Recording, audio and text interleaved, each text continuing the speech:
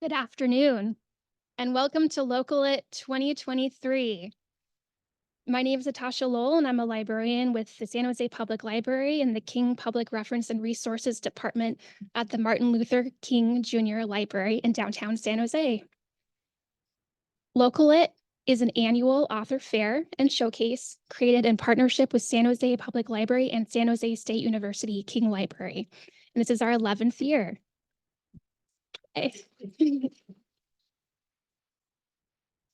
LocalLit is a celebration of local authors and their books. Today, we will hear and meet local authors, hear about their books, their inspirations, writing, and publication process. Hi, everyone. Join us today for our 11th annual LocalLit event being held in room 225 of the King Library. It's on the second floor. Come meet and support local authors. The event has begun and will continue until 4:30 p.m.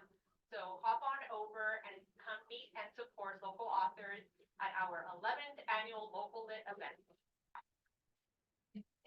Wonderful. Yes, thank you, Nancy. And thank you all for being here first.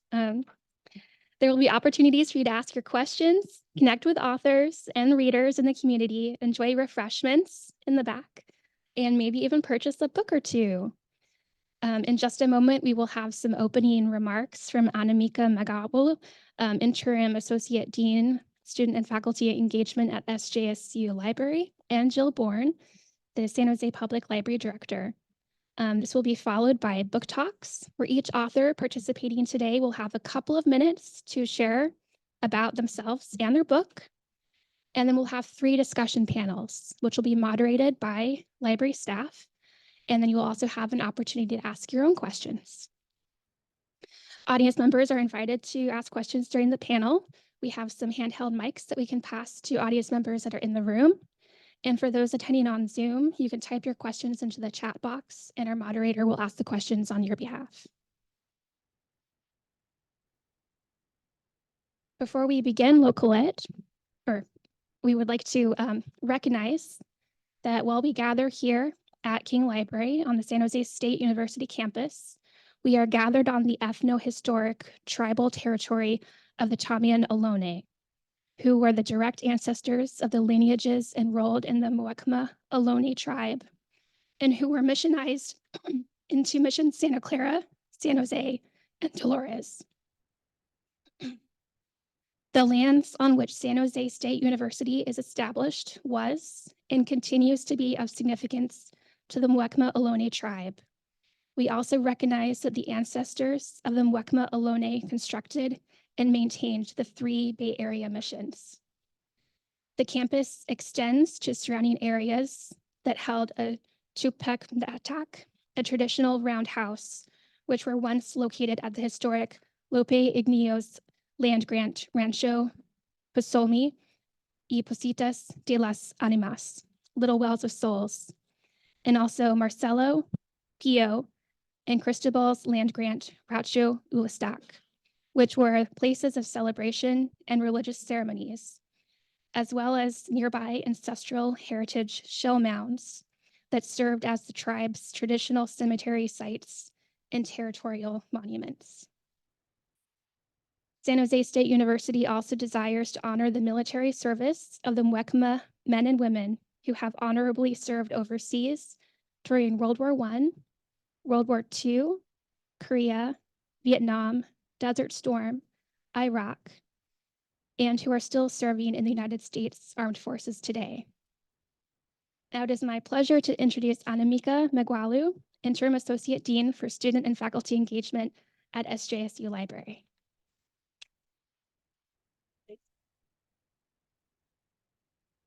Thank you, Natasha. Good morning, good afternoon, everyone. So I'm Anamika Megwalu. I'm the Interim Associate Dean for Student and Faculty Engagement. And today, the Dean of the University Library was supposed to be here. He couldn't be here, so I'm here on behalf of him. And I'm really happy about it because today marks the 11th official celebration of LocalLit, a remarkable San Jose State University and San Jose Public Library collaboration that began as a vision to highlight local authors. Today is also the first time since 2019 that we are hosting this event in person again. From its inception, LocalLit has been a testament to the power of collaboration and the collective effort to elevate the voices of our local authors or writers. So local writers play an exceptional role in the community, I believe. When I moved to, and I'm going to share a couple of personal stories just to emphasize why I believe it's really important to celebrate local authors. When I moved to California 8 years ago, I visited Truckee with some of my friends. That was my first time going to that area. I found a book written by a local author that gave me an insight to the history of the place and a window into the nuances of that particular place. Even my friends who have been born and brought up here, they were surprised of the stories from that book. It was amazing to find that book. And then there are stories that allow readers to explore other cultures and human experiences, fostering cultural understanding, empathy, and breaking down stereotypes. For readers who are unfamiliar with those cultures, they learn from those texts. And for readers who are going through similar human experiences, they are comforted by them. Drawing from a personal experience, I moved to Canada when I was 13. I was a teenager. My family didn't have a job. My dad had a really bad accident. He slipped on the black ice and broke his patella, and he was on bed for months. So it was a very difficult time. My mom didn't speak English, and my sister and I couldn't afford teenage trends. We were going to high school. We had nothing that was similar to those high schoolers, and we were running out of savings. I wasn't alone, of course, but I felt lonely at times. 30 years have gone by since that ordeal. When I read Jane Coe's first book, she was supposed to be here today. She is not here. And I think she is representing her second book. But her first book is called In the Beautiful Country. When I read that book, I felt emotionally connected to the stories in that book. And knowing that Jane is from the Bay Area, the physical proximity created a sense of community. And eventually I met Jane. So I think writers are more than storytellers. They're preservers of regional cultures, educators, counselors, and community builders. And I'm so glad to be here to celebrate our local authors today and hear their perspectives and journeys. Thank you.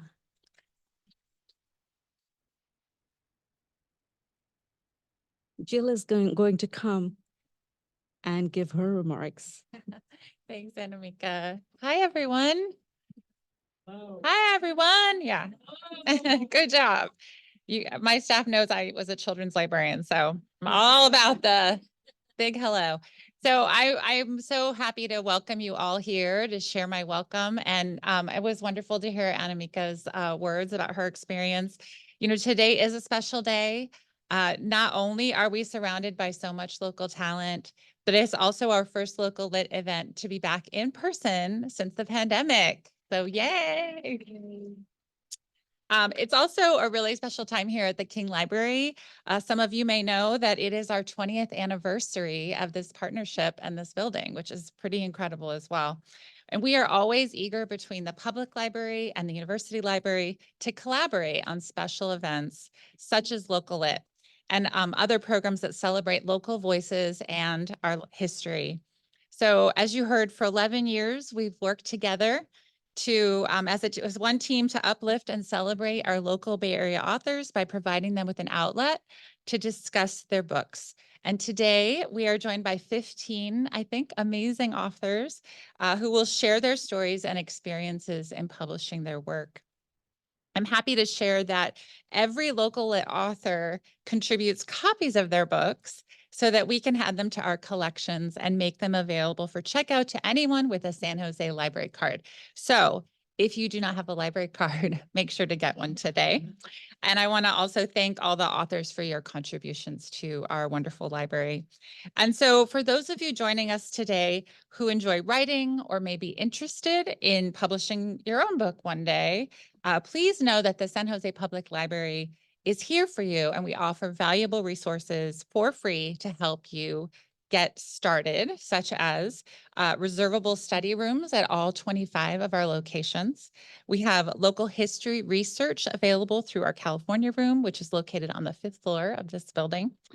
And we have writing workshops and peer groups, such as our Veterans for Life Write group. And finally, we have online resources such as Pressbooks, which is a public self-publishing platform, and much, much more. So we take pride in being your #1 provider of information, and we look forward to continuing to expand our efforts to support and celebrate our local library community. So I also want to thank our library staff. So we have to give it up for the folks who work so hard to make this event happen, especially librarians Natasha Lowell and Peggy Cabrera for leading this year's program. Natasha, Peggy? Yeah.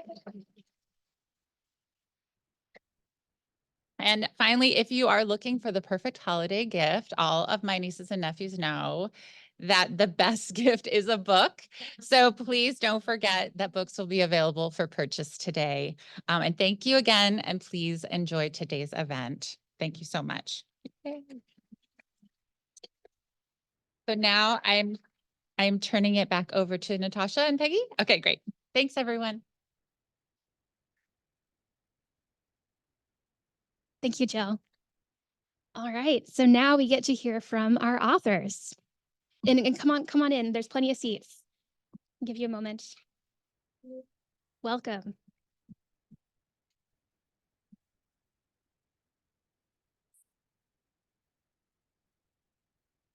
All right.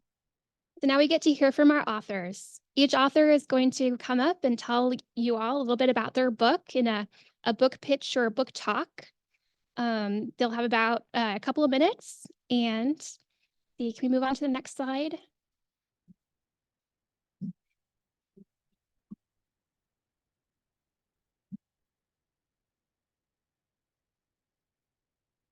Thank you.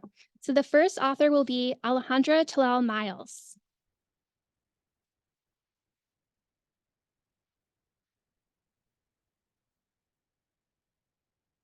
Piali, Wali Tonali Neuquani, Alejandra Trali Miles.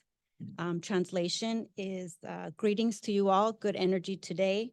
I am Alejandra Trali Miles, and I want to introduce myself in Nahuatl as an honor to my ancestors because they were persecuted for speaking our language and having our culture.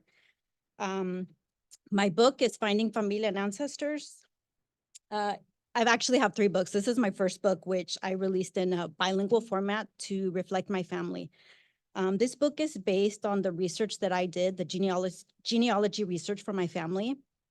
I was able to trace my family back to 1650 in the state of Michoacan, Mexico. And the book is written in a way that it gives us a snapshot, a picture, a moment in time into the life of my ancestors. The book is also available in English, Finding Family and Ancestors, and in Spanish, Encontrando Familia y Ancestros. The book serves as a real-life case study of my findings and how I went about doing the research.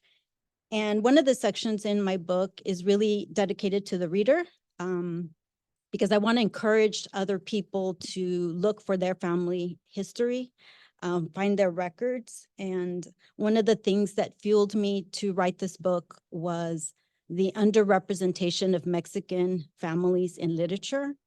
And so instead of just being upset about that or disappointed in that, I decided to write a book about it. And it turns out that I wrote 3. And thank you very much. Muchas gracias.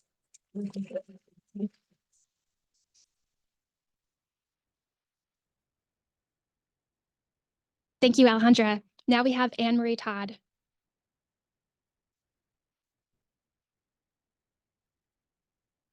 It's always kind of weird when you have a big picture of yourself behind you. It's also in front of me, so I'm going to ignore that. It's a real honor to be here for a couple reasons and to see such a big crowd. I've been a professor at San Jose State for 21 years, and I did a lot of my research for this book in the California room, which Jill mentioned. So it's a real honor to be here, and thank you so much for coming here and braving the very brief rain that hit me as I was coming in.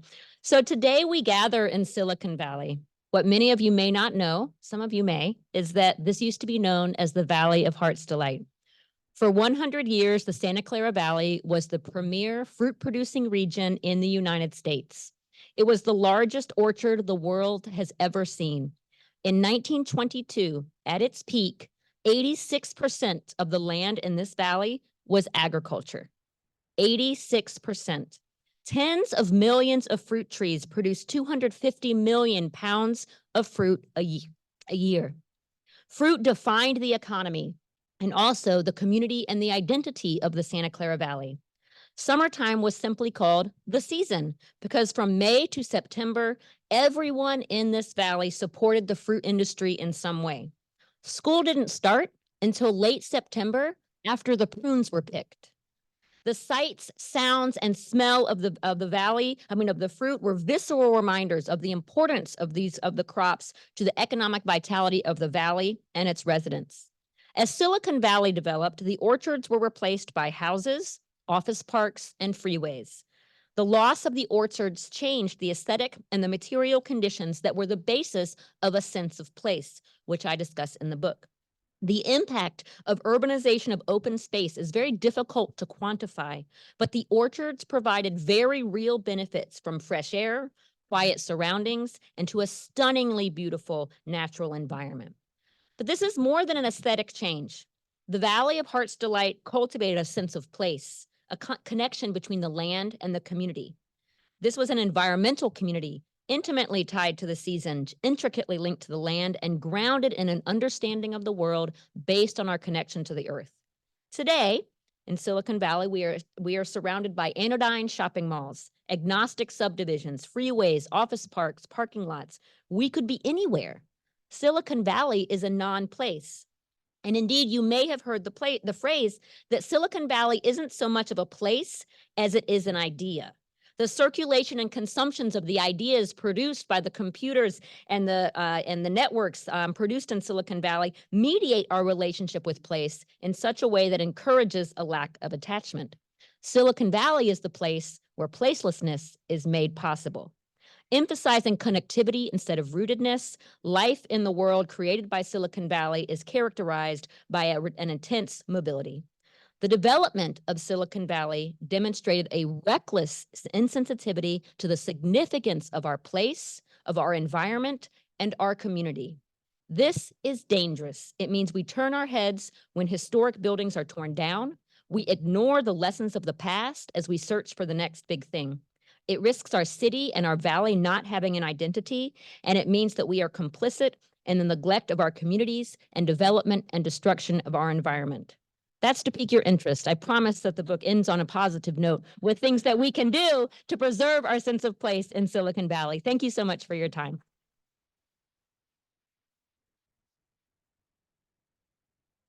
Thank you. And now we have Eddie Garcia. Thank you. It's kind of intimidating as a Spartan alum to be following a professor, and I'm guessing a history professor. Oh, okay. I've got a BA in history from San Jose State, so I'm a little calmer at this moment. So my book is a memoir. It's a story of my life and a very, very critical point of my life that changed everything for me forever. Summer in the Waiting Room is about the story of a boy who grew up on the east side here in San Jose and had a pretty cool life. I had a loving family. I played Little League, played high school sports, came to San Jose State. I was on top of the world. Everything was going well. And then I got hit by a 2x4 here at San Jose State. I flunked out in short order and was completely lost. I made a commitment to myself that never, ever again would I fail. Never. So I went on this quest, this journey to be as successful as I could. And I ended up graduating on the dean's list. I started working in the world of politics, went into the corporate world. Everything was going well. On June 6, 2010, I was on top of the world. I was a corporate exec. I was president of the Eastside Union High School District Board of Trustees. I had a beautiful, amazing wife. I had 2 wonderful daughters. Everything was going great.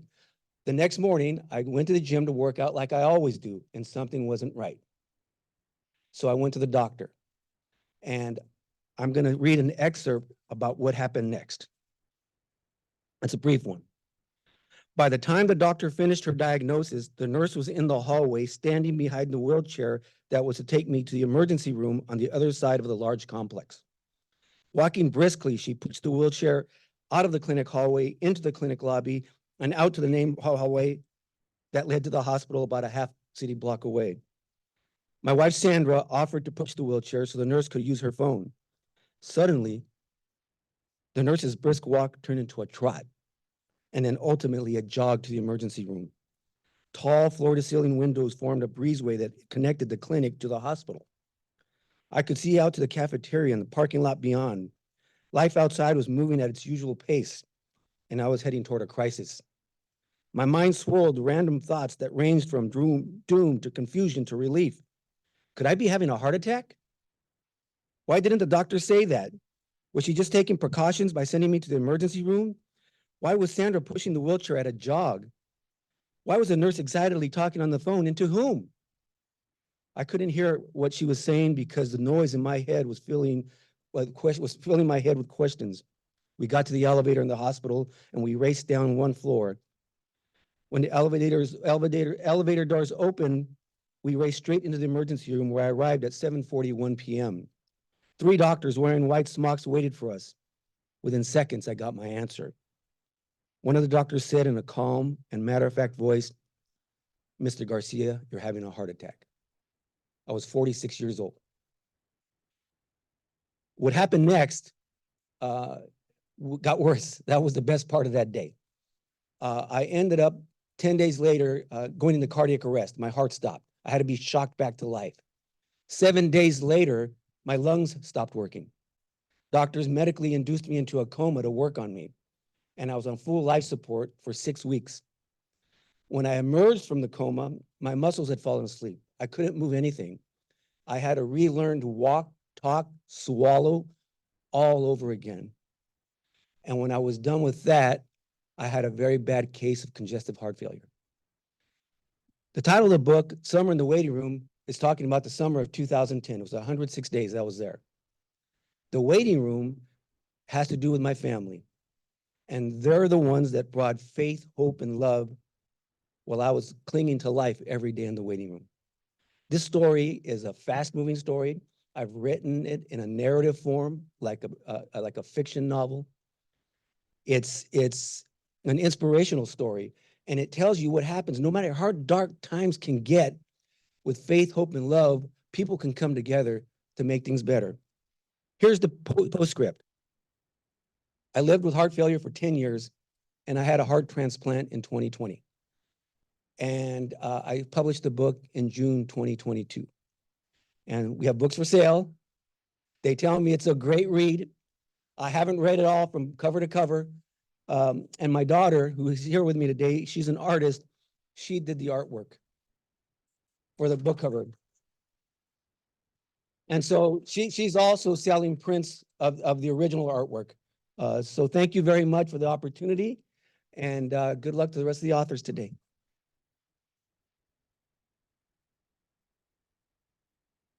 Thank you, Eddie.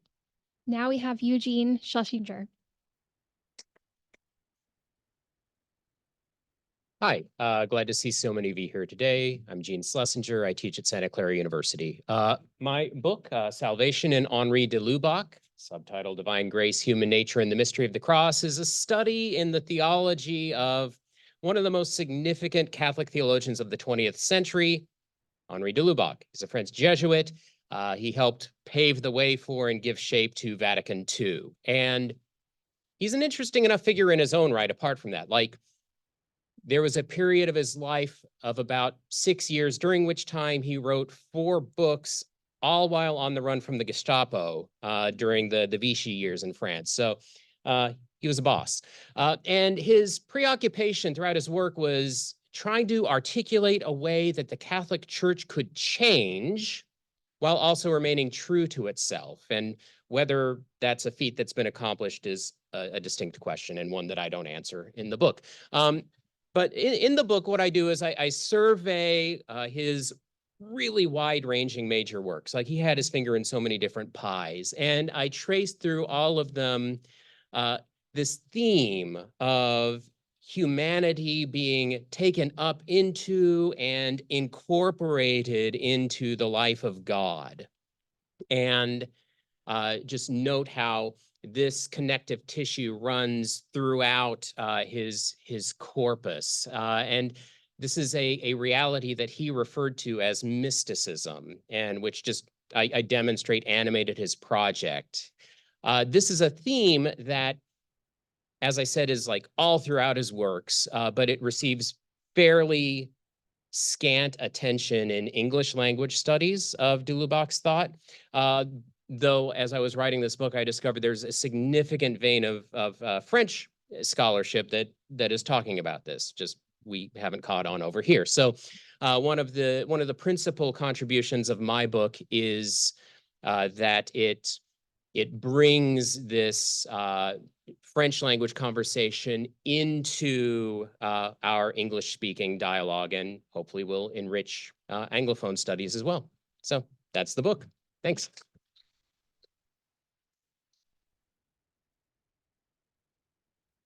Thank you, Jean. And now we have Kelly Miller.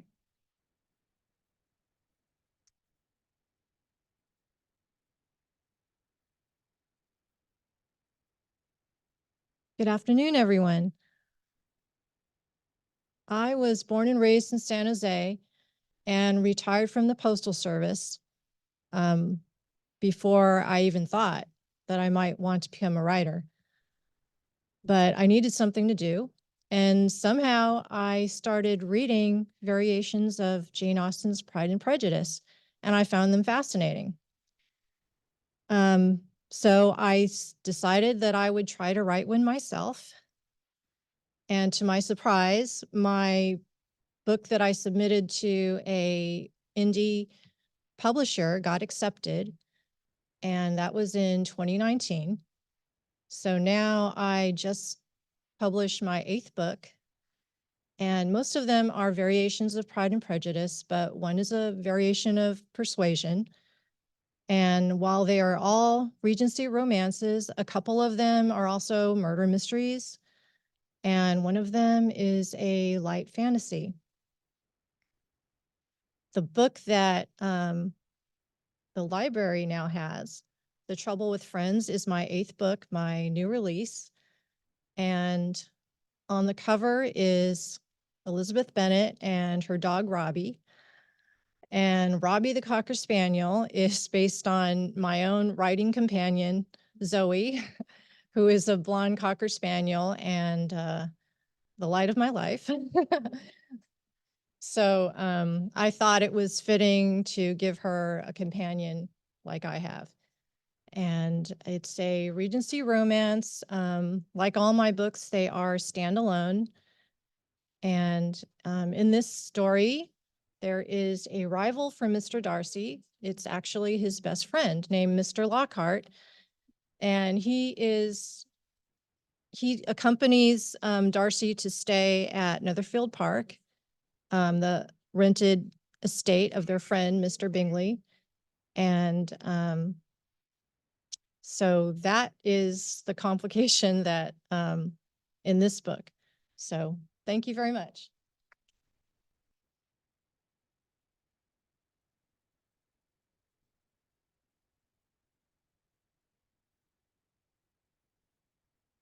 I decided I had to match shirts to the picture. I write humorous murder mysteries. I have 3 series, and just this week I published my 10th novel. So it's pretty exciting. Years of working in high-tech marketing has honed my ability to write fiction. There, we just called it advertising, emails, and marketing collateral. I write in the subgenre that's known as cozy mysteries. If you've ever watched Murder, She Wrote or Monk or read a Janet Ivanovich book, then that's it. Any violence or sex takes place off scene. Probably because if I were to write a violent scene late at night, it would scare me. And if I were to write a sex scene, it would definitely scare my family and friends. I'm pretty excited at how popular the books have become. I have over 2,200 ratings on Amazon and over 150,000 copies now in the hands of readers. So it's just been wild to watch this. My first series, the Silicon Valley Mystery Series, has 5 books. I'm working on the 6th, and maybe tie back this, it's going to be called Pride and Principle. It has nothing to do with Regency romance, but I just thought the title was a good fit. I also have the Ozarks Lake Mystery, and this is the first book in that series that takes place with a newlywed couple in the Ozarks. The first one is a software engineer here in the Valley. And then this week I released my first in the Redwoods Country Mystery, which features an old retired man. And I described that book as Grumpy Old Men meets Schitt's Creek. And so that just released today. Thank you for having me.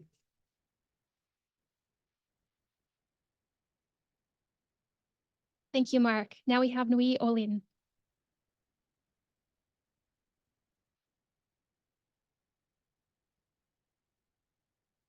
Thank you so much. In Tlanextia in Tonatiuh, that will be Nahuatl for May Your Sun Always Shine. I'm Nui Olin, and I pretend to be a writer. Yeah, I hope you're the judges of that. ¿Dónde estabas? Narraciones cotidianas y otros cuentos. It's a collection of 14 short stories, all of them in Spanish. So I know some of you will be like, oh man, I need to learn Spanish. There you go. Just as a reminder, you know, in that sense, California's first constitution was in Spanish and then into English. So it's 21 countries around the planet that speak that language. So if you were wondering why in Spanish, those will be a couple of your answers. But also because it's easier for me. As you can hear, my English is not the best in this planet, but it's okay. I've been from all over the place, but I like the sound of it. 14 short stories. It has magic realism. It has poetry. It has fables. It has narrative. And it's a collection that started last century. And that sounds so weird when we say it. But it started, I was born last century, so it has to be from last century. And the last story is a tribute to my late brother, rest his soul in peace, that he describes the house of our grandparents. And you might be wondering, the title is ¿Dónde estabas? Where were you? And the intention of it is when you start reading the stories, you might say or think, oh, I was there. Oh, I went through that. Oh, that reminds me of someone. And that will be the where were you? Because we were somewhere. I believe we all have a connection. My experience are your experience. Your experience are mine because we are a collectivity. We are human beings, one race. The rest of us are just ethnicities. And we share all that somehow in our inner memory, in our genes, somehow. So those 14 stories try to reflect that. Are for the entire family. I should say that in the very beginning. It's for the entire family, for, you know, elementary school all the way to 90 years old when you can still read it or somebody read it to you. My dad enjoyed it, and I read a little bit of that to him. So I was like, oh, man, that might work. Voy a hablar en español para todos aquellos que me están oyendo en otro lugar a través de Zoom. Muchas gracias. 14 narraciones, 14 historias que son parte de la vida de cada uno de nosotros y que espero puedan compartir, sentir, porque todos tenemos una misma comunicación. It's a brief of what I just said with a lot of words in English. So just for some people that said Spanish is too long, now it's not that long. It's fun to speak of it. Thank you so much for having me. Thank you to the library. Thank you to San Jose. Have a beautiful day. All right, and now we have Palmer Pickering.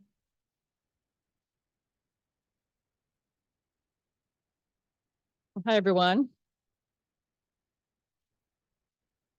So Heliotrope is a very chunky, standalone epic fantasy or heroic fantasy tale. You could call it sword and sorcery. It's about a retired soldier descended from mages in a kingdom where magic has been outlawed for generations. The single point of view character, Telio, is working as a stonemason at the local castle when the story begins.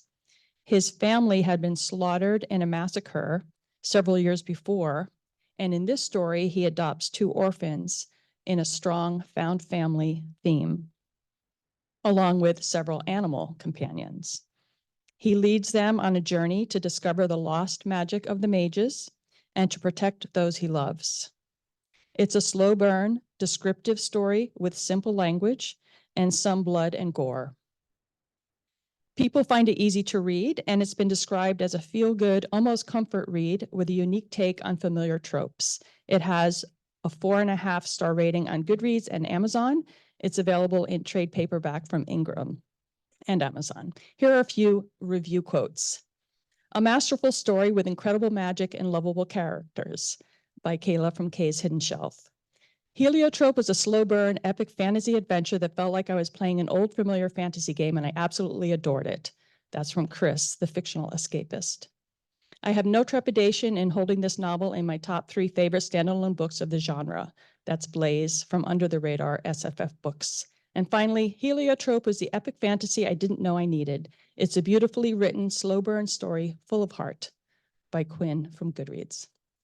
Thank you. Thank you, Palmer.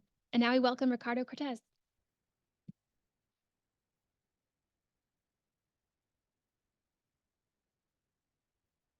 How's everybody doing? Right. So I am Ricardo Cortez, born and raised in San Jose. The ABCs of Lowriding is actually not a book about cars. It's about the people, customs, and traditions of lowrider culture explained through the simplicity of alphabet learning. It's my hope that the book can be used as a tool for educational purposes for those that want to get introduced into themes of lowriding, but also to help facilitate dialogue among generations of lowriders, old and new. And if you're a local from San Jose, I hope that it can be a point of pride knowing that San Jose was at the epicenter of lowriding in its early days in the 1970s as an innovator during its evolution. Yeah, I'm getting a little emotional here because this is my first book. This is it's crazy. Thank you. And now with this book being released, we know that San Jose still remains a pioneer in the lowrider movement. The book is 100% self-published. I did all of the design, layout, and writing myself. It's being printed and shipped out of Livermore, California. And the illustrator I was able to commission out of Chihuahua, Mexico. So the production itself is truly a homegrown product, and it really does support our local economy. So thank you, everybody, for having me.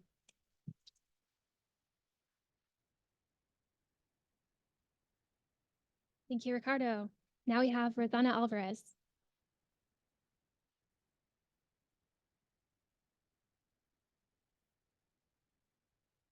I know they're timing us back there, but I will lose track of time because time warps are real. It's an honor to be here in this space as an alum of San Jose State University. I got my master's here. I'm also a Bronco from Santa Clara. And I mention these things because folks who stood in the same precise spot just now, their stories are already weaving into my own. And there's something about storytelling and connection and being able to have a conversation with someone who is fully present with you that I find fascinating. And so for as much as I am here sharing my poetry book with you that's on screen there, Braided Unbelonging, the title looks like a math equation, I'm sure. Part indecision, part serendipity. And I think something about that math equation, constellation of symbols and words there is that you can take off bits of the title and find resonance even in those phrases alone. You can feel a sense of belonging. You can feel a sense of longing. You can feel a sense of being broken and fragmented. And so oftentimes when I write across genres, poetry tugs at me. I sometimes say it nags at me. And it just calls me. And I think it does that because it's part of our historical legacy. The way that people's names are poetry, the way that people's stories are poetry, the way that you can come across a drawing and interpret meaning is poetry. The names of my grandmothers are poetry: Ruth, Mercedes, Chicanas and Mexicanas. And so I'm in this place where my mother grew up in the Valley of Heart's Delight, often met with hostility, where at 4'11", she can still be read as threatening to people with her big heart and her ability to always give. And so I'm getting emotional too, because this book is a braided constellation of stories where I write myself whole, but it's also a memento and an invitation, a thread, a partially woven, but still left unfinished part of our collective story, where you might open a page and you don't have to read it in its entirety. That's the beautiful thing about poems. They can be epic, but they can also be quick. And it's nothing like kind of extending the legacy of books where I found myself as a high school student navigating to where King Library used to be right next to the convention center, and finding a copy of Lorna D. Cervantes' book, Emplumada, and it was tiny. And I remembered feeling not lost in that book, but found. And so poetry becomes that invitation for all of you. And if you open a page, if anything, plot twist, I'll spoil the ending there, but I end with a poem that says, my hope for all of us is that poetry can be healing salve, so that folks who are coming across this book can activate poetry in their life every day, and can activate that sense of belonging, and can continue to extend that salve of healing amongst each other so that we can be connected in this bigger thread of humanity. Thank you.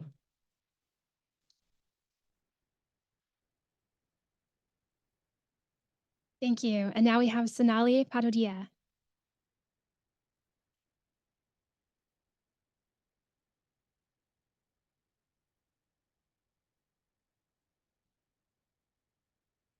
My watch just reminded me it's time to stand, so here I am. In a colorful world, a boy of color is feeling lost. In a colorful world, a boy of color is feeling crossed. He feels several emotions wash over him like a tide, a strong feeling of finding love inside. His best friend takes him on a journey to rise. In her eyes, he sees the beauty of differences, differences that make but do not break, differences that celebrate, not separate. You are truly one of a kind is true to its name. To not read it would be a shame. A story about confidence, friendship, and diversity explained. That we are different, but then we are the same, the same. Good afternoon, everyone. My name is Sonali Patodia, and I'm the author of You're Truly One of a Kind. The book tells a sweet and impactful story of Krishna and Radha, addressing the important themes of discrimination based on outer appearance and the appreciation of diversity. Instilling the essence of Indian culture, You're Truly One of a Kind is a stunning visual treat. This is my debut book. The book idea was born during the pandemic, sparked by the heightened social chaos in the country and the world across. Having always cared about the issue, I turned to the written word as a form of expression and activism. I wanted to create a narrative for the younger generation because I felt I didn't have that while growing up. However, when asked for the age group of my book, I always say 4 to 400. Yeah, I got all of you covered. Through the vibrant narrative, the readers are encouraged to cultivate a simple and natural appreciation for the unique qualities that make an individual. The book becomes a compass, gently steering them into a world which is made of these individuals and where diversity is celebrated with open hearts and understanding. Thank you for having me. It's an absolute honor to be here in August Company. Thank you.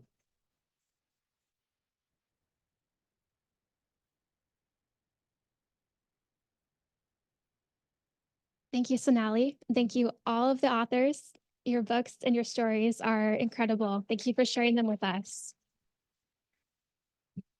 Great.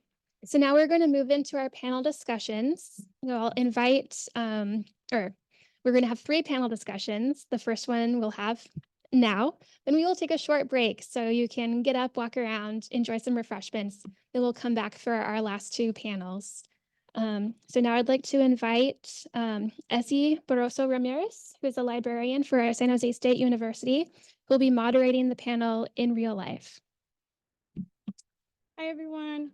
So the authors that I will be hosting on this panel are Eugene, Eddie, and Ricardo. So if y'all could come on up and take a seat, we'll take a moment.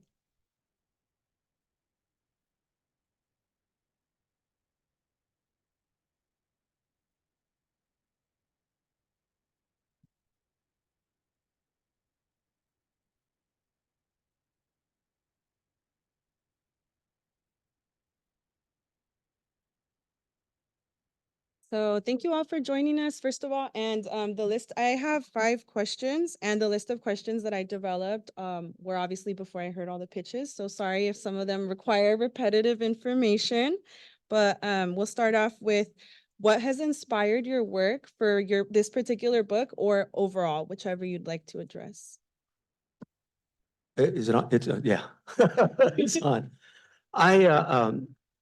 The summer of 2010 was really, really wild for me. When I emerged from the coma, like I said, I couldn't move, I couldn't do anything, and it was a long road back. And I really wanted to know what happened to me. My wife kept a journal, which I used as one of my sources. But I heard all these stories. My family essentially commandeered the waiting room. There in our immediate group, there's like 22 of us, and they spent nearly every night there. And friends and other families that participated in I call it the waiting room party, because the waiting room was like a bunker. There was food, there was drink, they were having a blast from what I heard. But they were also in a lot of pain. There was a lot of nervousness, and they were scared. So afterwards, once I started healing and getting better, I started hearing the stories, and I read my wife's journal. So I'm an inquisitive person. I wanted to know what happened. And I decided to do 2 things. One, using my professors over there, my history degree curriculum, I knew how to research, and I knew the methods of research. And I interviewed nearly every healthcare provider during that summer. I interviewed friends and family, and I used my wife's journal as a original source. And I got my medical record for that summer between June 7th and September 1st. It's 2,900 pages long, and I combed through it. And so that's what inspired me. I wanted to know what happened. Ultimately, as I started writing and moving along, I knew that our story, my family's story, can bring hope to others, and that's what inspired me to continue. Thank you. Yeah. Okay, there we go. So I've been reading the works of the guy that this book is about for well over a decade, and I've known I wanted to write this book since like 2014. So it's been a long time coming. And what really led me into this was I was in graduate school, I was in a doctoral seminar, and we were reading a lot of de Lubac. And A, I love him. But B, like, I mentioned this theme of this incorporation into God that runs throughout his work. And I'm reading him in my seminar, and that's just clear as day to me. And in none of the scholarship on him could I find anyone who was talking about this. And so for like years, I felt like I was going crazy. Or I wondered if I was crazy because I'm seeing it, no one else is seeing it. What's going on here? So I set out to write this book and like put it all together. And then I mentioned that, or I alluded to this in my talk. When I started actually getting into the research for this, I discovered that like the French have been talking about this for a long time, and just we haven't. And so I was a little less original than I thought I was being, but also it made me feel better that, okay, I'm not just making this up. And so my mandate sort of became like, okay, take this conversation that's happening and that we're just completely ignorant of over here in the Anglo world, and bring it over so that we can read this really influential figure in light of his own priorities, rather than sort of reducing him to a proxy in the sort of ongoing like Catholic who defines what Catholicism is wars. So he's not a pawn, he gets to be his own person when we read him in light of his own commitments. Yeah. Thank you. So for me, it comes down to three things. It's being an artist. Actually, I'm a grad of San Jose State and a master's in digital media. So they taught me to think differently about what's around you, what's in your environment, and how can you use that as a tool to create artwork. Secondly is being lucky enough to be born in San Jose and growing up 12, 13 years old and understanding that there's so much history in lowrider culture in San Jose. And third is my daughter being born, and who's sitting back there. She's manning the table over there with my wife. But so when my daughter was born and I wanted to start to read to her about lowrider culture, when she's 2, 3 years old, there's no books out there for kids. It's all scholarly, history written books about lowriding. And so the artist in me started to think and start writing and visualize in my head what a book could look like for a 3-year-old. And that's what came out, is that book that's over there right now. Thank you. I have a 5-year-old and I can't wait to read your book. Right on. Thank you all for sharing. So I'd like to open it up to the audience in between my questions, just in case anyone has something that comes up. If there are no questions, then I'll just proceed to my next one. Are there any questions right now for our authors? Again, if no pressure, if not, I'll just ask my second one. So I'm guessing no. So oh, sure. Okay, the mic is getting to you. Thank you. Hi, Salvation in Henry D. Lubac.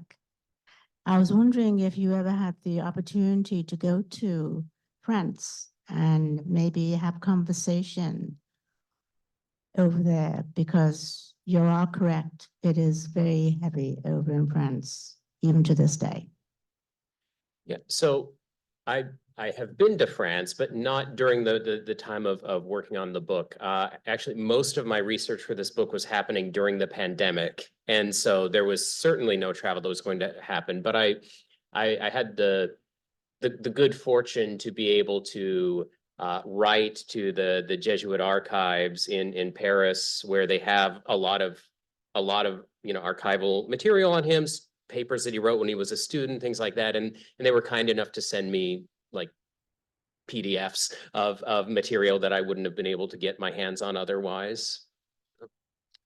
But I would love to go over there and do some work IRL. Yeah. Love that.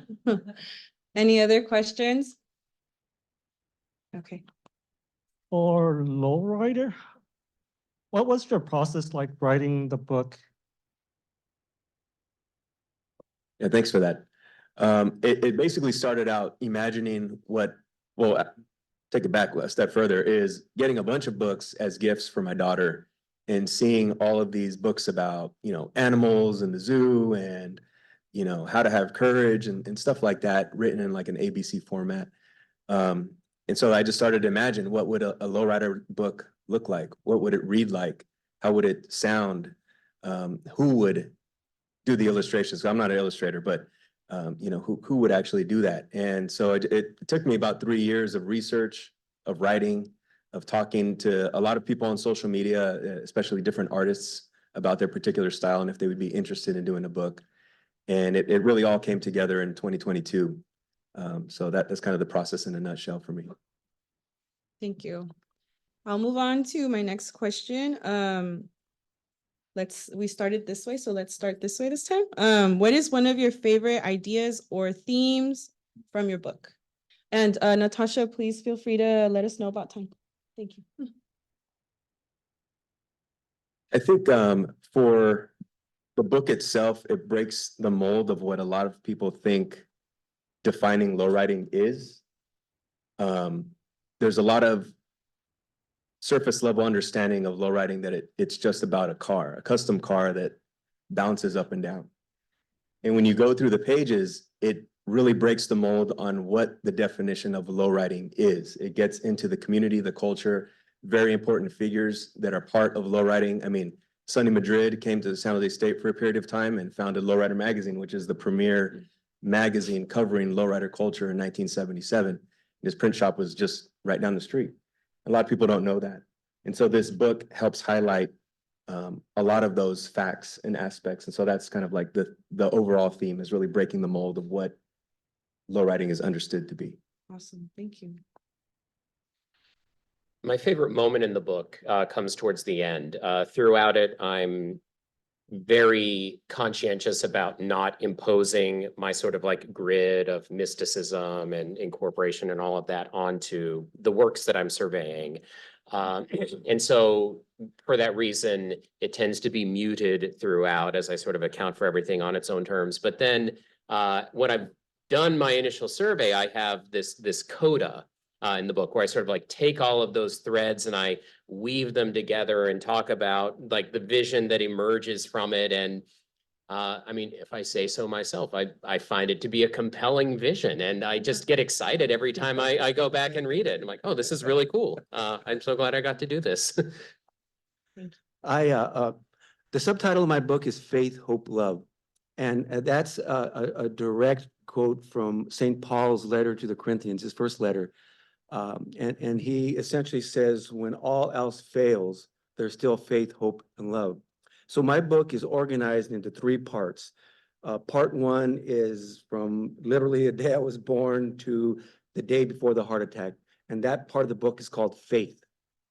And I open each part of the book with an essay about what I think those words mean. And I use my mom as an example in that. I grew up, my mom was very faithful. She, in every day, almost in every conversation, she would use the phrases, si Dios quiere, it's up to God, con el favor de Dios, with God's favor. And it was, she believed it, absolutely believed it. And my father, on the other hand, he was a child of the Depression, work hard, play by the rules, treat people with respect. That's it. So for a little boy, that's way easier to understand, right? And so that's how I managed my life. And as this horrible issue happened to me, when I finally emerged from the coma and I started physically feeling what was going on and mentally understanding what was going on, I was losing hope and really fast. It was the only time in my 13-plus-year journey that I wanted to give up. And so we called the hospital chaplain in, and she came in, and this is what I heard. Blah, blah, blah, blah, si Dios quiere. Blah, blah, blah, con el favor de Dios. Whatever, right? Because I'm thinking about my dad. Both of them had passed away. I'm going to work hard through this. I'm going to play by the rules, do the doctors tell me, and I'm going to treat everybody with respect. Well, when I finally started taking the tube out, and there was something called a trach collar where they put the oxygen through your throat. They got to cut a hole there. And after the chaplain left, 2 days later, things started moving quickly. And 3 days later, I was off all oxygen. And I asked the doctor, a scientist, what had happened. And he said, I did everything I needed to do by protocol, but there's something bigger here, Eddie. And I thought about my mom, con el favor de Dios. So that section of the book, it's at the beginning, is essentially my mom's strong belief in faith. And it changed my life. That's beautiful. Thank you. Thank you very much. All of you, thank you. I'm going to continue with my next question just because we do have other panels. My next question, and let's start with Eugene. What advice would you give someone who is a new writer and is interested in getting published? If you want to write, you have to be willing to write badly. And what I mean by that is like, it's so easy to endlessly put off getting writing done because what you're doing is bad at first, but like just actually doing the writing itself is the process. And then you can always come back and fix it. Like, you know, my first drafts are always embarrassingly rough. And so like, be okay with that. Hemingway said, write drunk, edit sober. I'm not literally recommending that, but the idea of like, just relax and actually get some words out there. You can always pretty up the words once they're out there. You have nothing to work with unless you have the words. So the advice is write, even if it's bad, because you can always make it better. Thank you. Whoever wants to answer next. I think the professor's absolutely right. Just write. I decided not to do that. Using my history degree, I outlined the whole thing. I outlined 12 chapters, and I'm a prolific biography and nonfiction reader. And so I methodically went through it after all the research, and I ended up with 12 chapters. And my oldest daughter is a nonfiction reader. I mean, a fiction reader. She can smoke through books. So I said, I'm going to give it to her.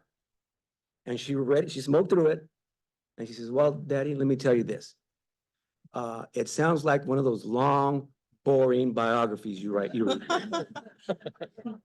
The sentences were long, what I like to read. And so I went out and I started reading novels to try to see if I can get another rhythm going. And my mother-in-law loves Danielle Steele. So I started reading Danielle Steele novels.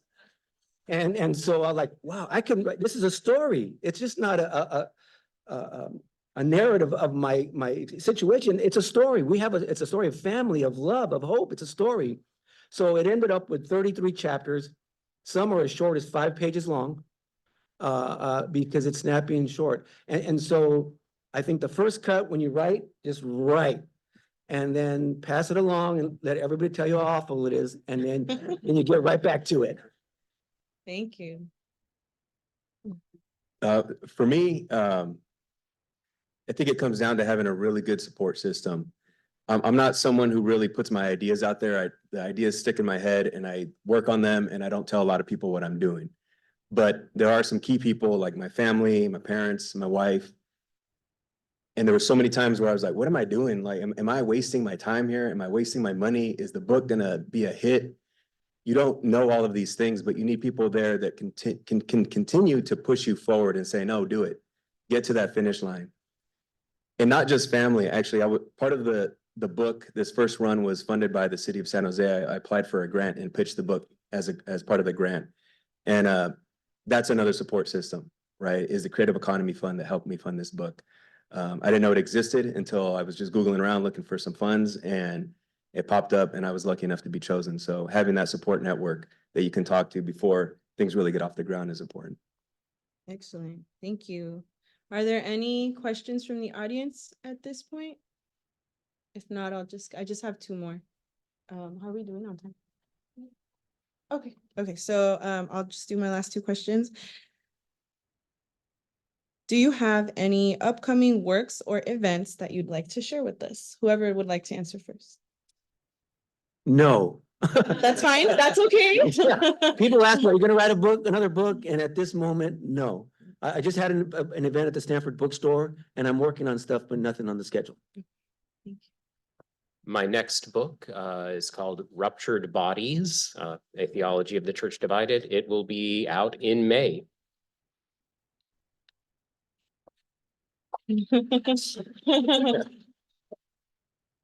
Yes, next Saturday, December 9th, right across the street from the SAP Center, we're having Laying Low for the Holidays, which is a book release party and toy drive. So if you bring an unwrapped toy, we're supporting Los Amigos de Guadalupe and Sacred Heart Nativity School. So East and West San Jose, those toys are going to go to those neighborhoods. And if you bring the toy, you get the book at a discount.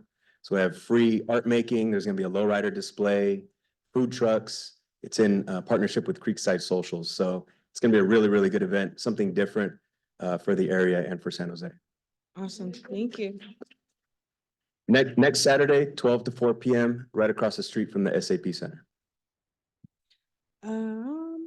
So my closing question is, how can readers best support the work of authors? Whoever wants to go first. Buy a whole bunch of books and read. That's how they could do it. Yeah, ditto. They're great gifts. Someone already Yes. said that. And then, you know, if you like a book, tell people about it and leave those Amazon ratings. They're really important. Yeah, I think just spreading it word of mouth, sharing it.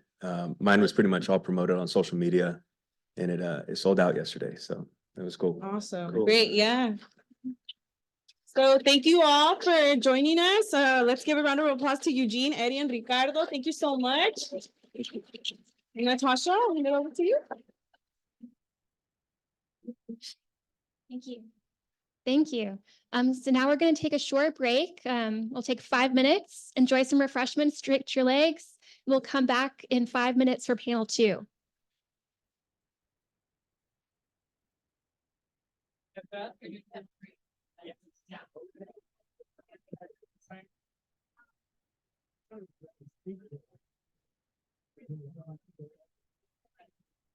I was shutting them and shut it down about 2 seconds before.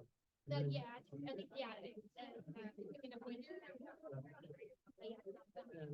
And all of these that have been here, I've never seen this many people.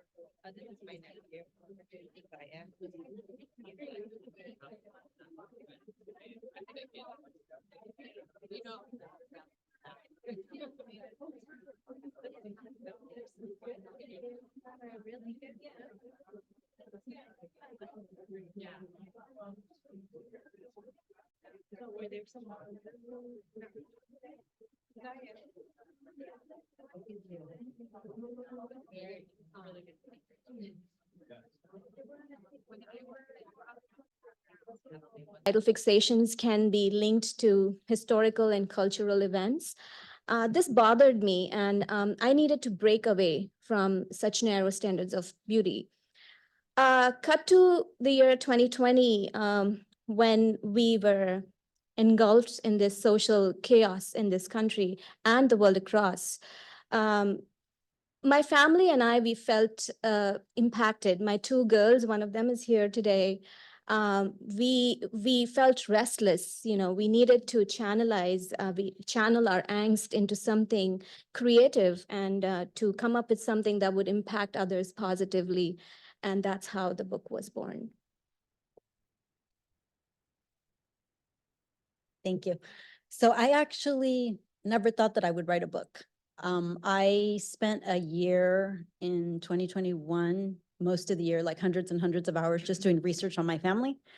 And my idea was to just present it to my family and just share, like, this is the story of our family. This is where we've come from in Michoacan. These are some of the findings. And, you know, I shared that with a colleague at work. And she was the one who said, you should write a book about this because you've already done all the research. And she sort of planted that little seed and it just sprouted. And she also fueled me by saying that we were highly underrepresented in books. And so when I did more research on that, that's kind of what fueled me to really start looking into publishing the book. I had no idea what I needed to do. I even reached out to Eddie and I asked him for some guidance. And I also reached out to Charlie Trujillo, who's another author here from San Jose.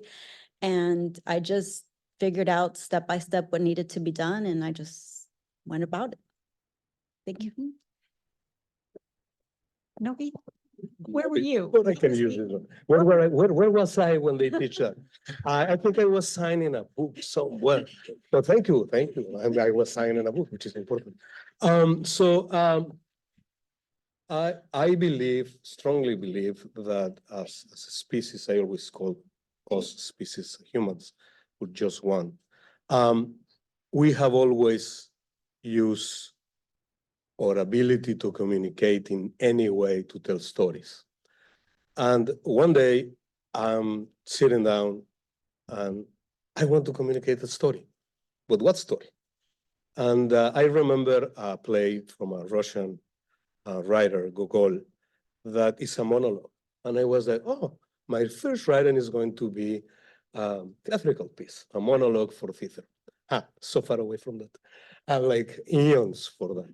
But that's how it started. Like, I want to say something. I want to let the people know that we are connected somehow in our process of feelings and thoughts, regardless where we come from. We come from India, we come from Mexico, we come from China, we come from the US, etc. It doesn't really matter. We all are connected. So then the other stories start like flowing. And they start becoming more naturally that somewhere in my brain decided, like, now do this and then write this. So I was writing like 5 different stories at the same time. And everything was based on experience, personal experience, friends' experience, and love and hope. Because I still think that those two important pieces of feelings are the ones that driving us in our every single day. Thank you. I want to go to the writing process because, I mean, yes, we get inspiration and ideas, and that sounds wonderful. But a lot of writing is really sitting down and either at your with a pen or a computer and writing. You mentioned you're writing several stories at once. Tell me more about your writing process, Ellen. Sorry for that, because that doesn't love me. But we love each other. So the process of, I walk. And meanwhile I'm walking, I start like pretending to think. And then I reach an idea, and that idea starts like growing. And as it grows, it's like, okay, I have it, but I'm going to forget about it. So as the previous panel said, you start writing. And there was this great writer, philosopher, historian, Pilno the Elder, that copied an artist from Greece back then that said 1 line a day. He was meaning on the paintings. Pilno used it on the writing. And that stuck in my brain since young. And it was like, let's do it. Let's write 1 line. Then the second one comes, and the third one comes, and then you revisit. And then you just let it go. There's the fear of a white page. That's what I say my students here at San Jose too. By the way, it's like, don't fear the white paper. Make the white paper fear you, because you're going to put everything in there. And it's going to be like, man, you need the next page. And then suddenly you have 14 pages. Suddenly you have 100 pages. Suddenly you are like, now I have to remove 100 pages half of the 1,000 that I wrote, because nobody's going to read them. So that's for me the process. Okay. Alejandra, I'd like to know about your writing process. So my process involved a lot of research. So I spent literally hundreds of hours doing research, but I also had like a whiteboard where I was visualizing the connection between the ancestors and then double checking, dates and just making sure that I was, because there's so many genealogy records. Something that a lot of people don't know that haven't embarked on this journey is that in the history of Mexico, when the Spaniards arrived, they gave the indigenous people names. So all the women were Marias, all the men were Jose's. So it's hard to make out who's who when all the names are repetitive. And then they imposed last names on people like Hernandez or Fernandez. And a name like Fernandez means you belong to Fernando. Eres de Fernando, right? And so it's hard to, so you have to double check your facts, you have to double check your records, you have to make sure that you're looking at the right dates and the right location and the right municipalities. So that all involved just like a lot of research, a ton of papers everywhere, like a whiteboard with all these drawings. And I think my family must have thought like she's having some type of crisis or something, but really it was coming together and just like really visualizing what I was doing. There are charts in my book that also are like org charts that kind of show the connection between the ancestors. So for those of us that are more visual, you have that there. And then there's also like narrative to support that. So that was a little bit about my process. Sonali? When the book idea sprouted through my thoughts, I always knew my characters for the book. I always knew that it's going to be Krishna and Radha. For those of you who don't know, Krishna is the ultimate Hindu god. He's the hero. And most of us have grown up and still now children in India grow up listening to his stories of his bravery, of his adventures, his kindness. But the thought that struck in me, and going back to the year 2020, when we were, trying to navigate through our own restlessness, the thought that struck with me was when we worship someone who's a god of color, he is a god of color. He is depicted as blue, black skinned in Hindu mythology. So why do we divide, people in our society based on their skin color? And this thought struck with me deeply.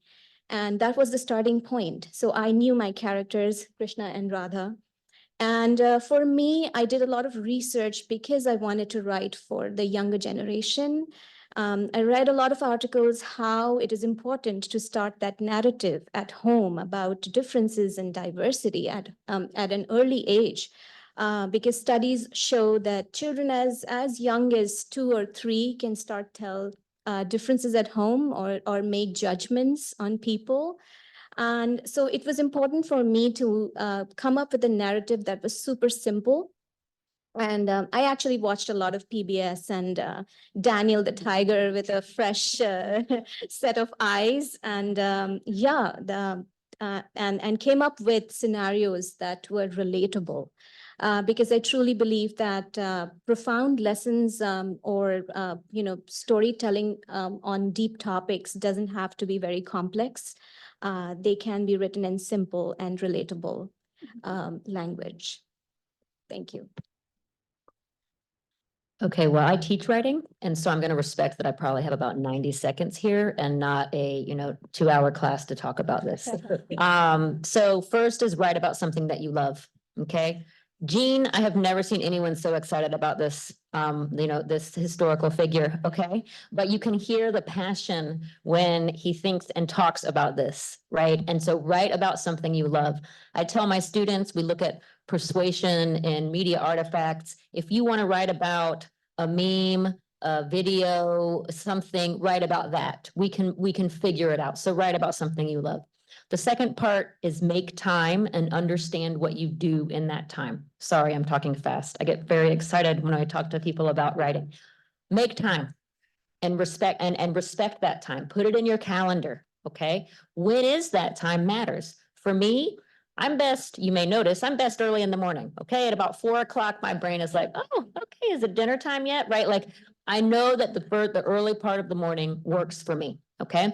It's also before you start checking email, and then you have all of these other ideas in your head, okay? Also, what kind of space for that time do you need? My house has to be clean before I can write, okay?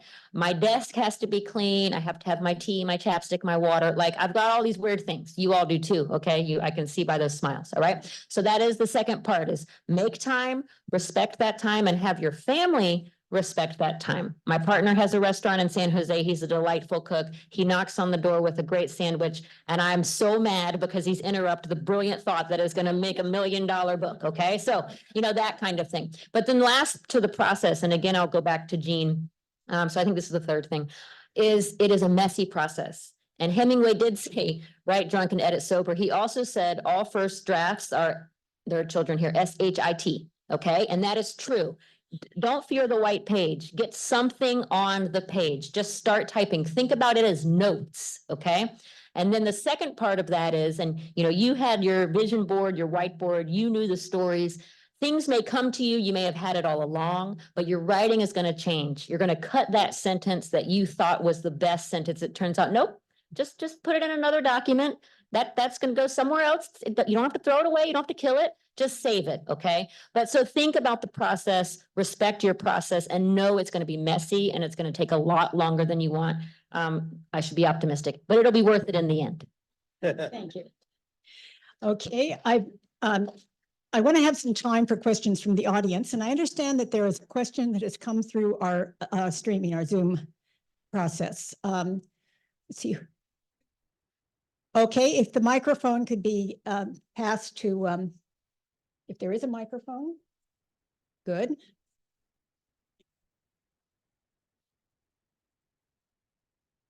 Okay, this is a question to Noe, Olin. Younger generations love social media. What's your advice to them so we can preserve our culture through books like yours? Oh, wow. I feel the reflectors right there on top of me. How? One is talk to your elders always and listen to the young ones. Because if we listen to the elders, we're going to get their version of life. But we cannot forget the new generations because their version of life is not my generation of life. It's not my perspective of life. So their life, the elder ones, the young ones, and me, that will make a story that is going to compel the three groups. Because some people think, oh, my audience is going to be this. When I, as professor, when I talk to my students, remember your audience because you're writing news. That's what I teach, news, how to write news. But when you're writing a book, you're not thinking first in your audience. You're thinking what I'm going to bring to life, and then I will figure out my audience. Because life is what you read, what you write, what you're planning to pass to the next generation using all the knowledge you got from the previous generation, your own experiences, in a way that the next generation can understand it. I think Miguel de Cervantes Saavedra was a genius. When he wrote El Quijote, he was thinking not just in his time or the previous time. He was thinking in me that for the last 45 years of my life, I've been reading that book once a year, every time. And people call me crazy, but you found things new every time. And I think that's how I think we should pass these things. Thank you for the question. Are there any more questions from the audience? For any of our, yes, there is a question right over here.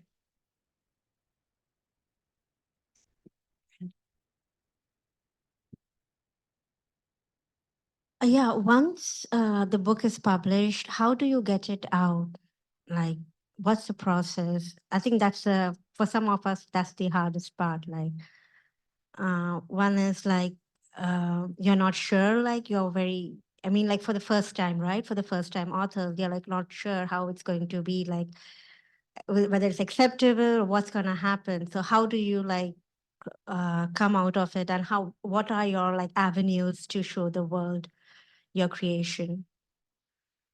Okay, I think that's for everyone, huh? Ladies first. I have to be a gentleman.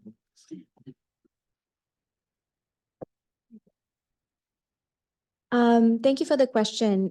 This is my debut book, so I can share some tidbits from my journey so far.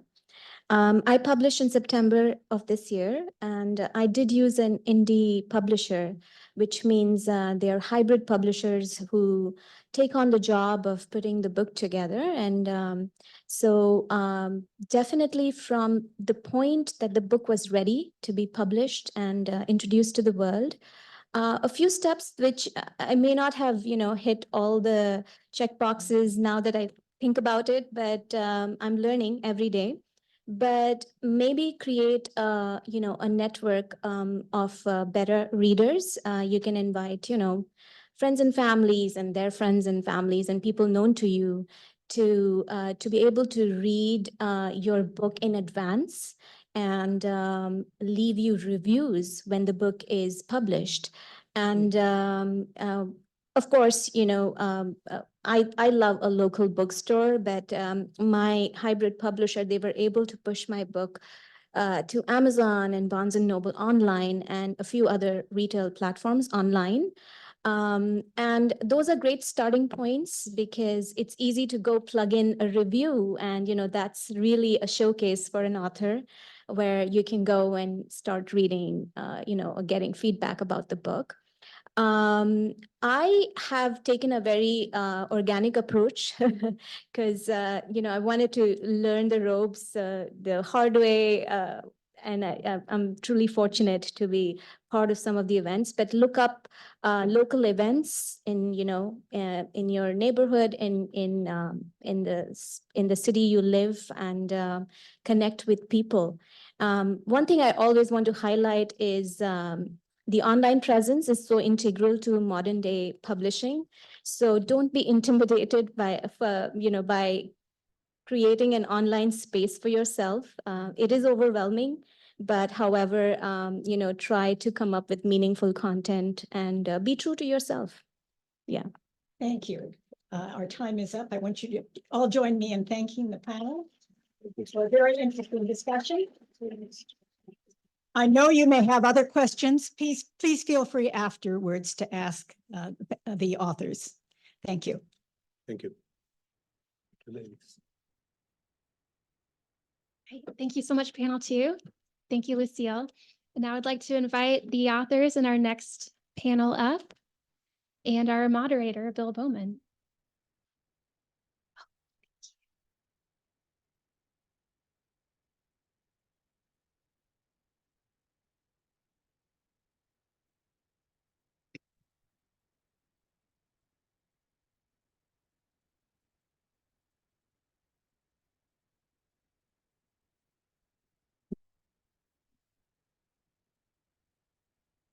So last but certainly not least, because there is no least in these wonderful authors, we have storytelling. So these are the authors who have pulled stories out of thin air and brought them to life. So,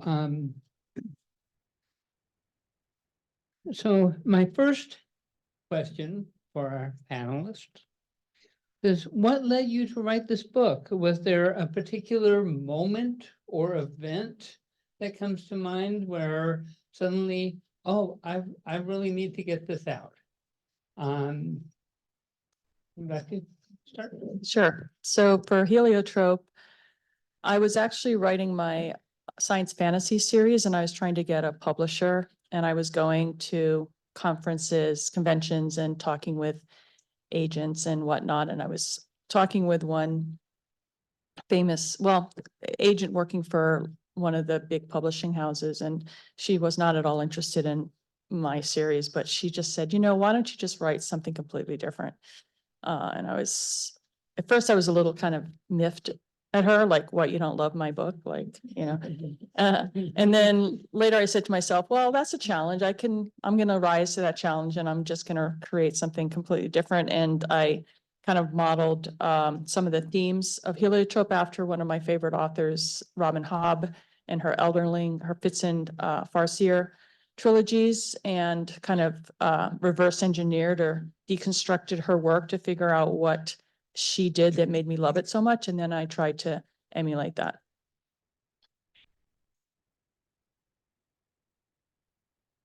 Kind of am the poster child for what not to do. Working, it's working. So the poetry book was not the book I was intending to write. I've always kind of written since I knew that you can string letters and words together and Sesame Street can sing them along. And then I was like, I'm writing. And that's not what I set out to do in life. My writing kind of came back to me as I was trying to recover myself through failure and also through disappointment and also through health issues with my daughter and myself and whatnot. And I had realized that I wanted to write a novel. And I started writing a YA novel because that is my jam in terms of what I read. And I love fantasy. It has dragons in it. It has drama in it. We're good. The poetry book, though, was all of these moments where you're kind of navigating life, whether it be an intersection or the grocery store or taking your kids to school, and all these moments where people kept reminding me that they thought I didn't belong, that people that looked like me didn't belong, that it was okay to treat us unjustly, that it was okay to talk about people and places in particular ways, that being from East San Jose meant we were a project and not a community. So those things that kind of get under your skin and make you feel some kind of way, the poems were me grappling with that daily. And so it's kind of how I kept myself sane through all of these unjust moments, whether it was microaggression or outright aggression. It was me keeping myself sane, but also doing that in and with community. So the poems were already being shared with other youth that had grown up in neighborhoods like mine, with other educators who were struggling with similar issues. I was invited to the Women's March to share poetry, and I was like, what? I took my kids up there on stage with me, and my husband was like, oh, it's real, like you're for real writing now. And he's a truck driver and he understood what that meant. And so for me, it was writing by any means necessary alongside what I thought I was writing. That other writing is still happening, but the collection here kind of happened organically, serendipitously. And they're kind of these mementos, right? We go to sometimes even a funeral service, memorial, or a wedding and celebrate, and we come away with these little mementos.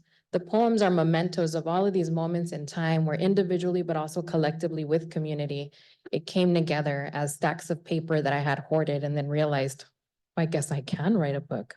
So this is kind of my permission and my reminder that these things of sitting down, or not even sitting down, sometimes just pulling over in your car or even at the grocery store while you're waiting in line and typing with my thumbs on my phone, that all of those moments can also become a collection and a book and permission for myself and for other people. For this book, I'd say my wife always felt cheated that none of the characters in my other series were based on her. And so I thought it'd be interesting to try a completely different series from the Silicon Valley moving to a small town in Arkansas. My wife's grandparents had a ranch there, and I grew up in the South and spent time in and around Arkansas. So I thought, you know, perfect fit. I had some understanding of it. But 3 books into that series now, there's still no character based directly on my wife. And frankly, I think that's been a really wise decision for my marriage. So Maybe in the next book. no.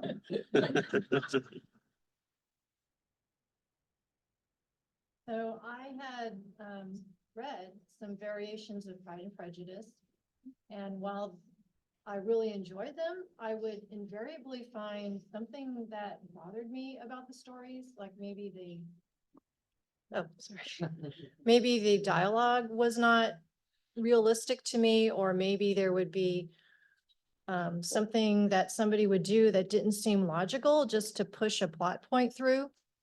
And so it motivated me to want to make my own stories up where I could eliminate things like that. And at least to me, the stories would make sense and they would be logical and they would still have the same elements that people want to read in a romance, or in some cases, a mystery.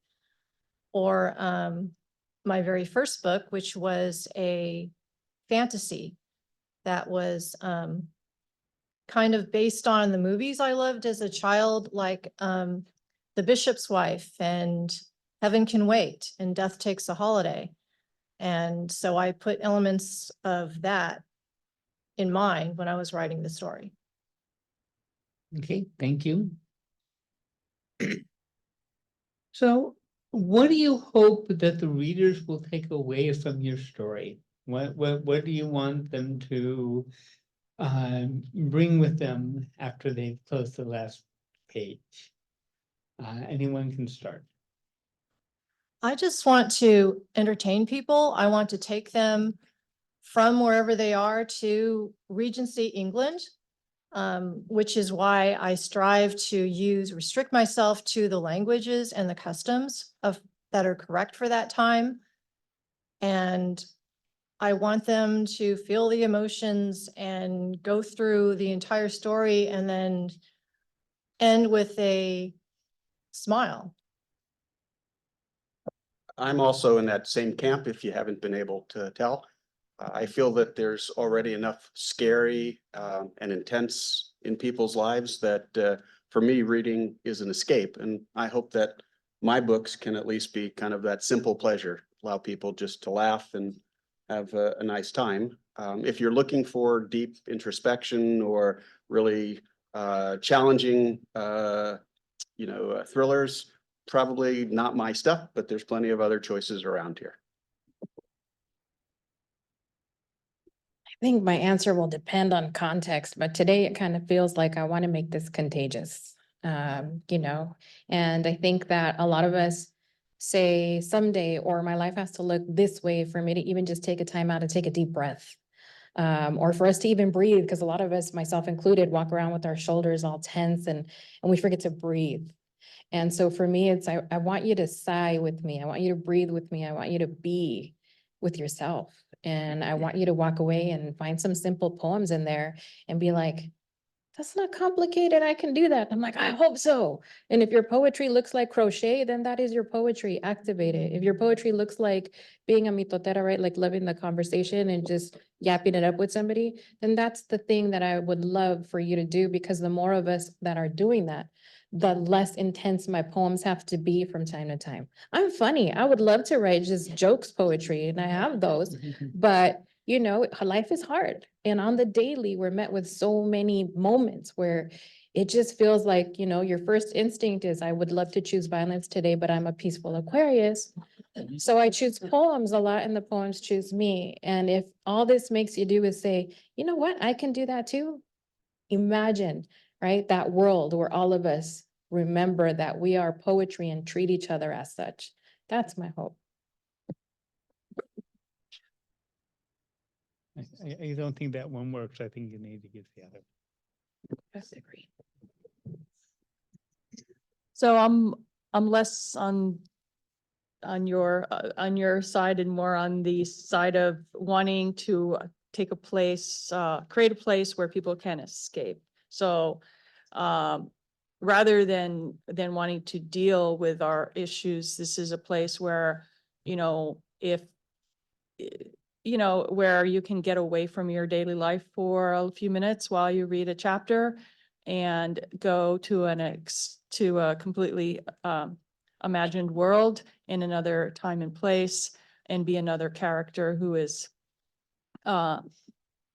confronting a lot of challenges and it's a male character, the main character, and has a lot of his own things to overcome, but they're pretty different from most people's day-to-day. And so I write in a very descriptive, immersive style to hope to get you really, like, you feel you're there, and you can just kind of, when you're done with the book, it's sort of like, oh, I just went on a journey. I just, was in a different time and place, and I had a chance to just kind of disconnect from my daily life for a bit. Thank you.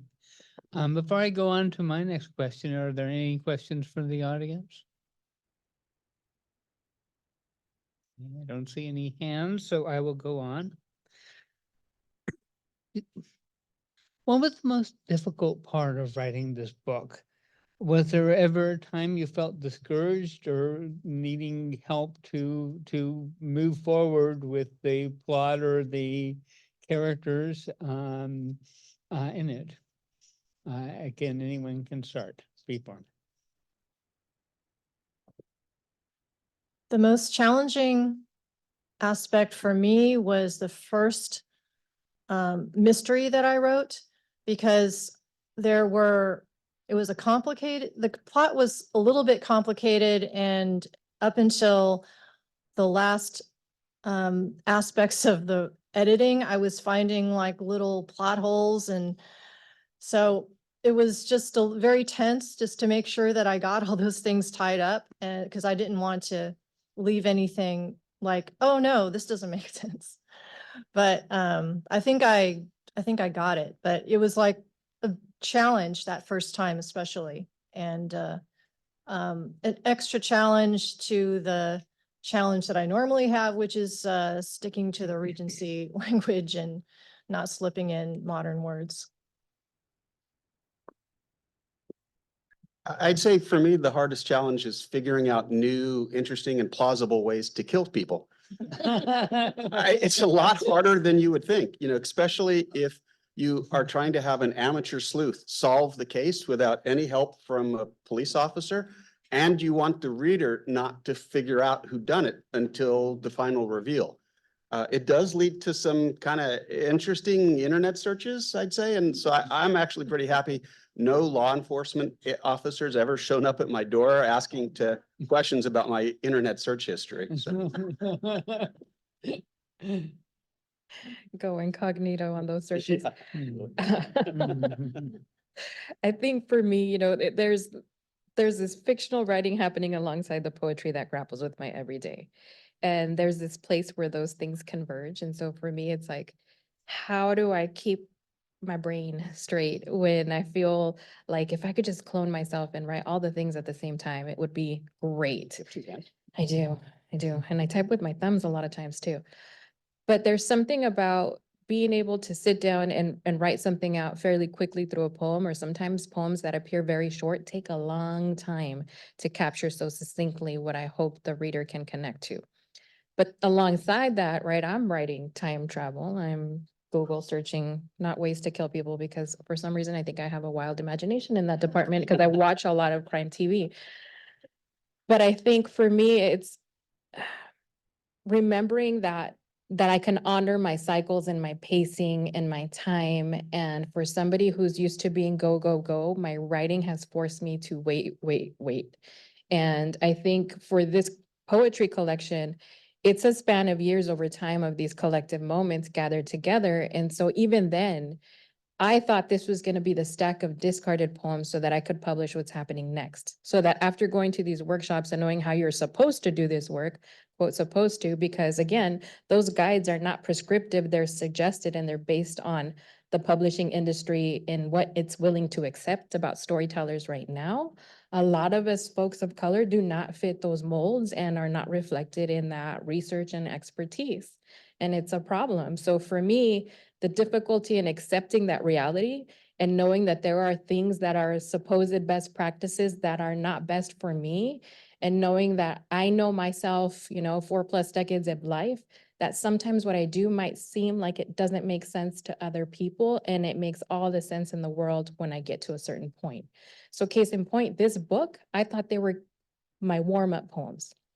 I decided to put them in a collection because there was enough stacks of paper that I was like, why not? And then it went on to, get an international award from the International Latino, Book Awards, and silver medal for the Juan Felipe Herrera Poetry Prize. And I was like, what? Those aren't even my good poems, according to me, right? And then for the cover design to be something that I trusted so much that, I drew it myself, I designed it myself, and that won a bronze medal from that same group for the cover design.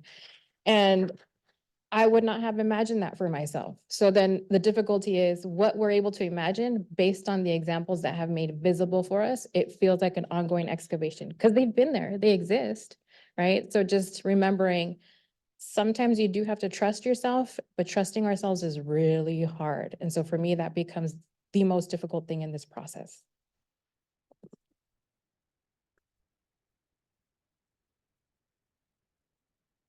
So for me, I think the most difficult part was actually the first book that I published, which was a science fantasy book that I have on the table. And kind of what you were saying, it's when is it good enough?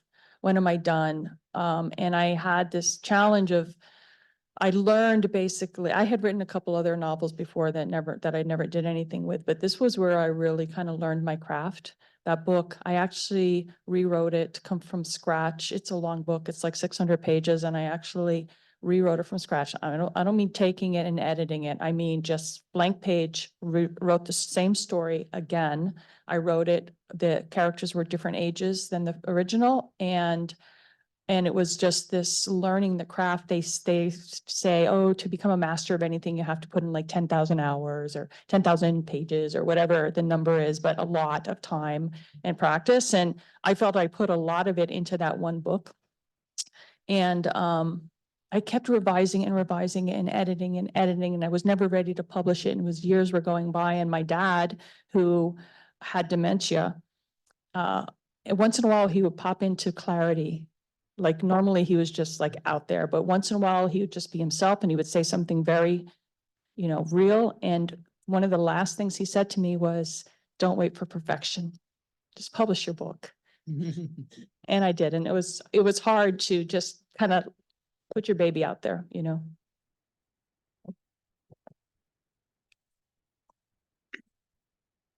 So, so again, popcorn, whoever wants to start with this. Did you learn anything that surprised you, or that you found unexpected coming up when writing this book? Was there anything that kind of going, oh wow, I didn't realize that before? Again, anyone can start.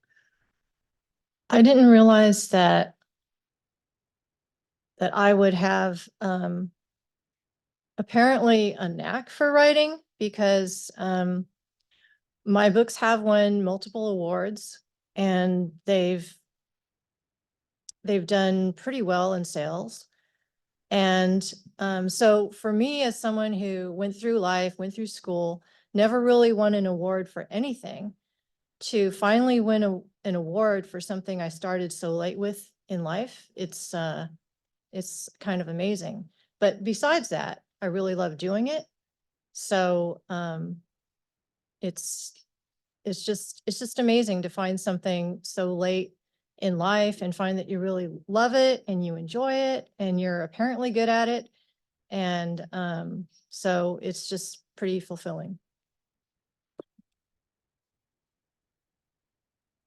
In my case, I guess I learned I'm really bad at naming characters. I'm fine with the main characters, and then it's like everything goes blank. So I go through much of the manuscript with things like killer, suspect one, dead guy. It's embarrassing. Fortunately, I have this friend who I call my name whisperer. So I'll send him these descriptions of the different characters, and he comes up with these amazing options of names that I love. So I pick some of those. I'd say the weirdest one was the last book that just published. It was like at the very end, right before I sent it to the copy editor, before I actually substituted in the real names. And so when I was going through and proofing the final edits, it was weird. It was like, who are these people? There are all these different names that I had not been thinking about as I was going through writing it. So it was almost like being a reader for the first time, learning about these character names that had not been in my head before. So I guess that's what I learned in the last book.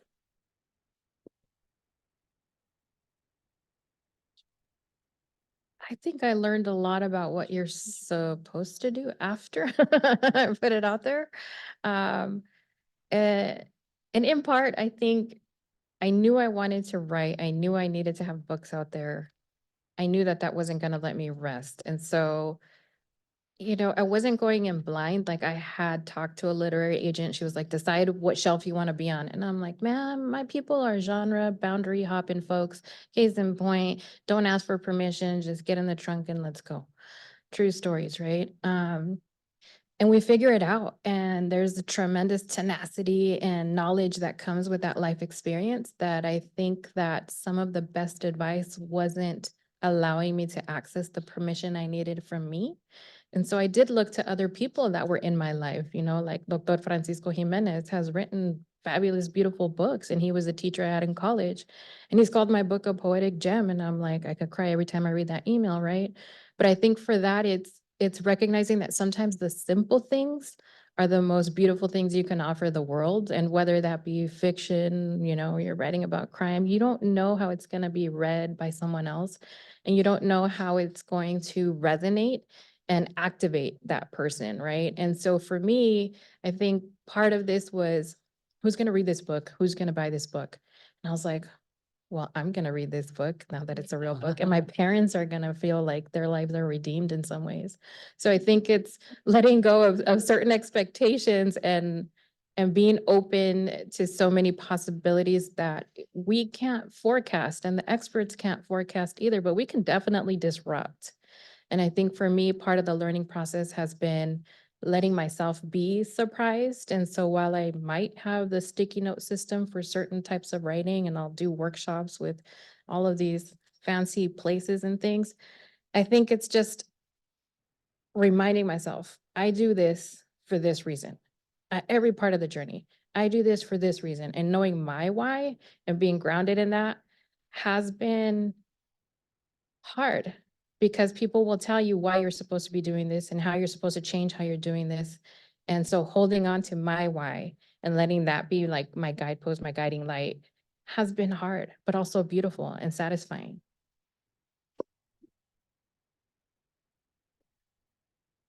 For me, I think it was learning that my expectations of what it means to be an author are different from what I'm experiencing as the reality.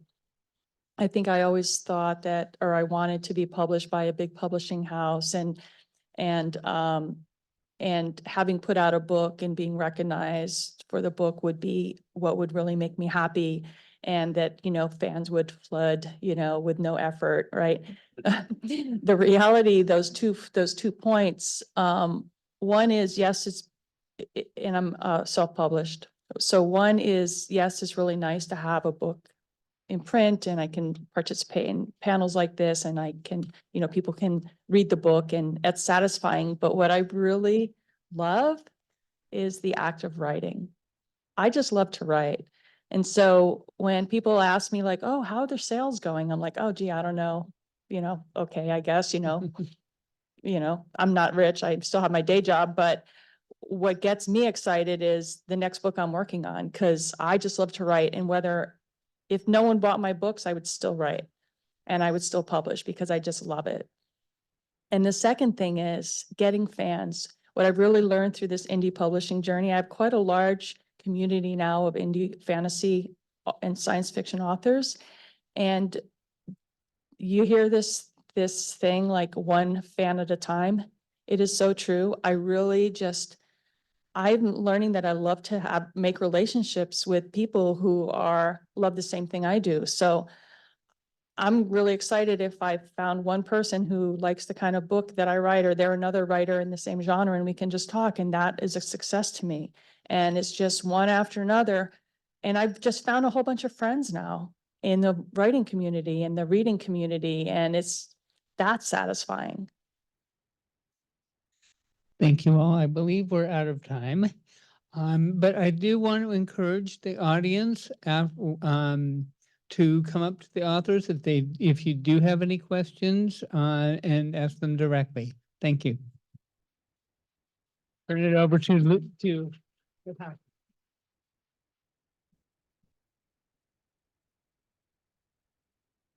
Okay, everybody, I get to bring us home. Okay, we had some authors who had family issues. If you go back, get to other local authors, we wanted to make sure everybody gets a chance to take a look at some of the other authors who wanted to participate, things happen, and so they weren't able to come here today. So if you go to our sjpl.org and look at the local list of authors for 2023, you could get the synopsis of these various authors. We wish we were here, maybe next year, but please, when you have a chance, take a look. So we would not be here, we would not have LocalLit here, except for all the many people that have come here to bring us all together. So first and foremost, we want to thank all the book readers and author fans. Please, let's give ourselves a round of applause.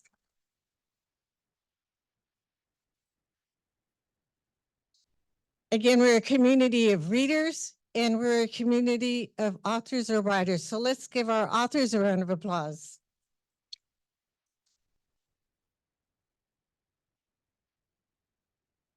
And then, of course, we want to welcome all the staff, all the librarians, everybody from the San Jose State and San Jose Public Library who worked so hard to make this happen. Thank you, everybody.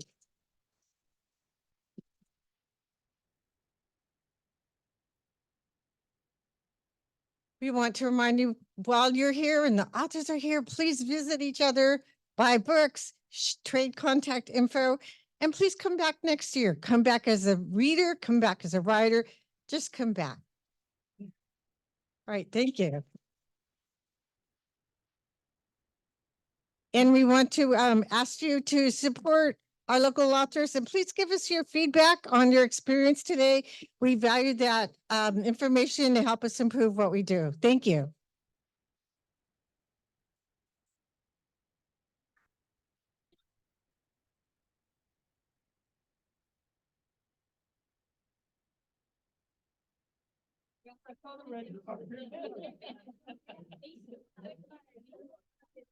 Hi, Anamika. How are you?